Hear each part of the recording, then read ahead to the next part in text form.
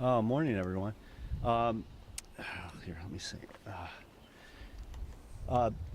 Is everyone ready to go? Awesome. I just want to start with up front saying that that this and some of the other things we've been working on, particularly in the area of cars, literally couldn't happen without the help of the Secretary of State's office. They have been absolutely phenomenal, and their expertise is incredible, absolutely incredible. And they've been such great helps in working with us on so many of these different efforts. Because I'm really stating the obvious here. When you talk about the issues facing our city right now, they start with the shootings and the homicides, as well as they should. But right after that are the cars, the carjackings, and the stealing of catalytic converters.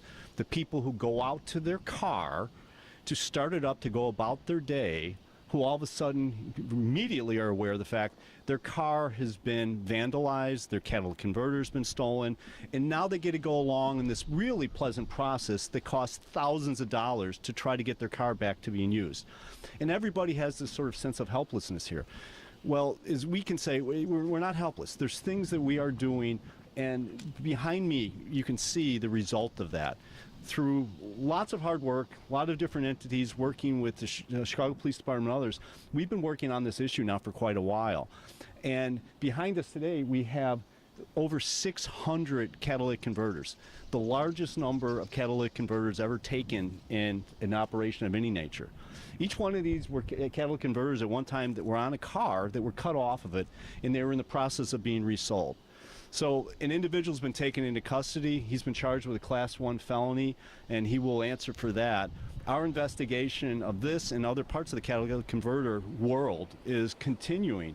But I just want to give you an idea of just how difficult this really is.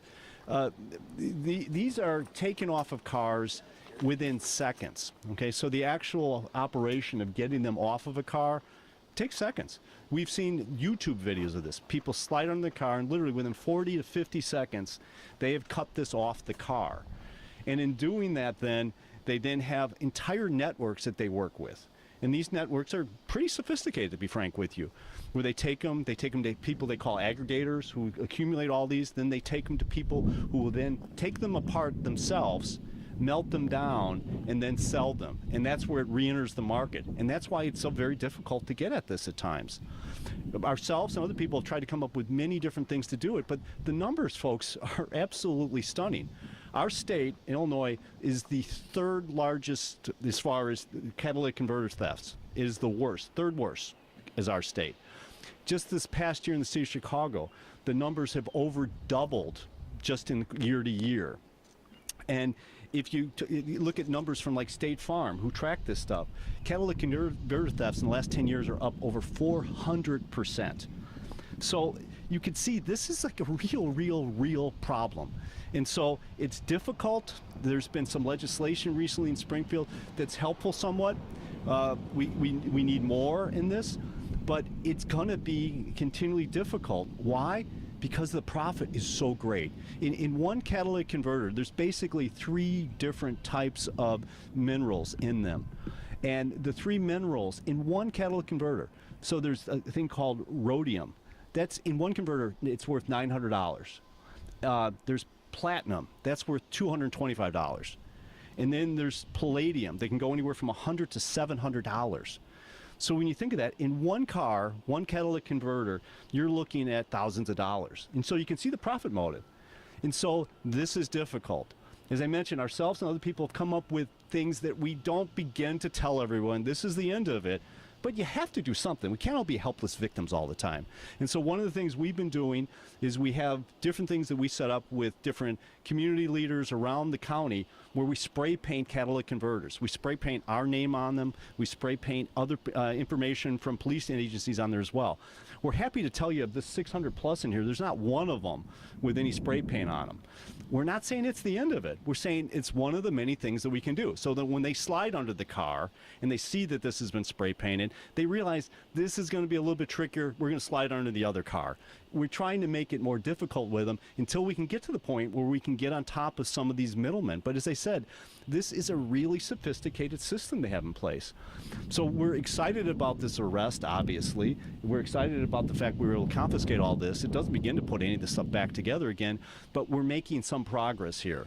And once again, I just want to say once again, none of this stuff would be possible without the officers in my office who do just incredible work on a day in, day out basis, and the partnerships we have, particularly with the Secretary of State's office. I'd be happy to answer any questions. Yeah, you said you've been focused on this the past couple years. Did you notice when it really became an issue? Did it worsen during the pandemic, or what were you seeing? Absolutely. Right as the pandemic was kicking in, and I wish I had an answer to you that somehow this was the case. Maybe it's because cars were not being moved as much, something along those lines, but it definitely took off. There was an increase going on, and there's, I guess, a little element of this that has to do with the market for these metals going up. But it definitely, like every other crime, it seems, it took off around the time of the pandemic. And I can't emphasize enough to you, when I go to talk to different community leaders, and I mention here, here's an array of different things that our office offers. When I mention the spray painting thing, they're all like, can you set that up right now? And I'll say, sure, we can. And they say, we get no larger amount of calls to our office from constituents than about this issue. And so it unfortunately has exploded. Sheriff, is there any chance of connecting any of these converters to it? We're looking at that because we just made the arrest the other day. We're looking at that, and I mentioned, the case is ongoing. We're trying to sort of branch out a little bit, but I would suggest the chances of connecting it is very slim. One of the things we've talked about, I'd be lying to you to say we had legislation. We've talked about whether or not putting inscriptions by the manufacturer within some of these parts would be helpful. We think it could be. You start getting into some of the stuff that's really out there, and I occasionally go there, but not this time. Putting tracking devices and things like that on it, really, that probably would not be worthwhile on many levels. But the inscription and some type of marking on it inside of it, I think could be helpful.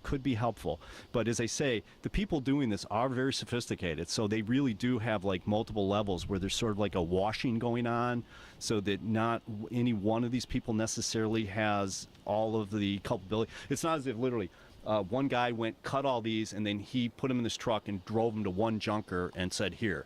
No, I wish it was that way. It would be a lot easier. But so I think, long answer to your short question, I think the chances of connecting them are probably slim to none. But marking them as a proactive thing down the road is on our list of things we're looking at. Is there anything being done to kind of crack down on the market and the people who are buying these converters? Anything to do on that front? Yeah, the bill in Springfield last year, it's in effect now, attempts to get at that. It's more directed at the sort of people that run junkers, whatever they call those. The problem with that, though, is it isn't where this is cut off and literally the guy walks up to the junker with it. And so it will help a little bit. The problem is because it has this middle area here where there's so much washing, for lack of a better word, going on, that it's tricky. It's tricky. We've been talking about this exact same thing, and I don't have a really good answer for it. And I wish I did, but it's just really hard. That's why it's like immediately I start thinking about all the different things we're doing on carjackings. And with the carjackings, the real key, and Springfield's been wildly helpful on this one. There's a bill going through there right now that we think is going to pass. But the key is tracking, and tracking immediately, because if we track it immediately, we get the cars back, there's no other crimes committed with the car, all that. Could we do something like this? I'm just not seeing that element where tracking device goes in here and all those parts of it. I just don't know if that's practical. Is there anything else consumers could be doing differently that they not fall victim at this point? I mean, is parking your car a certain way, or yeah, making sure that there's a camera nearby? Those are part of it, yes. So obviously parking in garage, the best. Parking in a well-lit area, very helpful, because once again, these guys doing this, they don't want to get caught. And some of these interactions have been really violent. There's been cases where they're cutting it off and the homeowner comes out and they pull a gun and start shooting at the homeowner. So we're not suggesting the homeowners come out and try to make the arrest. But in a well-lit area, really helpful. Cameras around, like Ring cameras, whatever it might be, really, really helpful as well. But they're not foolproof, but because of how quickly they can do these things. But those definitely are really helpful, and it would discourage them to, frankly, go to a different car. Is there any specific model that you're seeing more being victimized? Well, you know, I'll have to look at some of this here and I can get it to you, but I do recall when we were going through this months and months ago, because I was trying to get at some of that, some of the hybrid cars have a higher level of these elements in them. Particularly, I remember Prius was really high on that list. And so, once again, market driven. But I can get you a list of how that is, but I do recall vividly that the hybrids were particularly valuable. And even like when I was mentioning earlier about like the palladium in a car is like about $100, but if you get into bigger vehicles, the bigger you get, that's when it starts ratcheting up to $600, $700, $800. Sheriff, any more specifics about the specific recovery of these? They were found in a yard, and it's one person's property? Yeah, they were found at one person's property. So we were alerted to that house for a completely different reason of about like a burglar alarm. And when we went there, these were in this condition out by the garage area of the house. And so we went and got a search warrant about it, got this, took the man in custody as a result of it. Where this was in all of this process, we're still working some of this stuff out right now, and we don't have all those answers. We do know that he had no records for any of this stuff, so it wasn't as if that was something where there was transactions that were clear and they were all right above board, and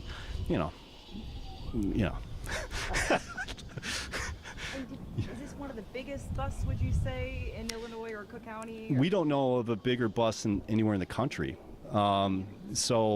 Once again, we can't thank our officers and the Secretary of State's office and all the people who have worked on these different things with us, because we looked at it. We couldn't find anywhere in the country that they were able to get more. And I think, once again, part of that comes into like this process and how they move these things and things like that, so it's rare to get them all at one place. The person that was arrested, or for people that might, even though this is terrible, to try to rob catalytic converters, what are some of the consequences that they could face? Fine, jail time? Well, for this individual, he's charged with, I think it's 3 or 4 felonies, but the largest one is a Class 1 felony, which is, I'm trying to remember now from my old days as a state's attorney, I think it's a potential of 5 years to 20, I think it is, or 5 to 15. It's really serious. Could you get probation for this? You could, but this is, other than a murder in a Class X, this is as high as you get. So this is real serious, and so people potentially are looking at a lot of time on these things.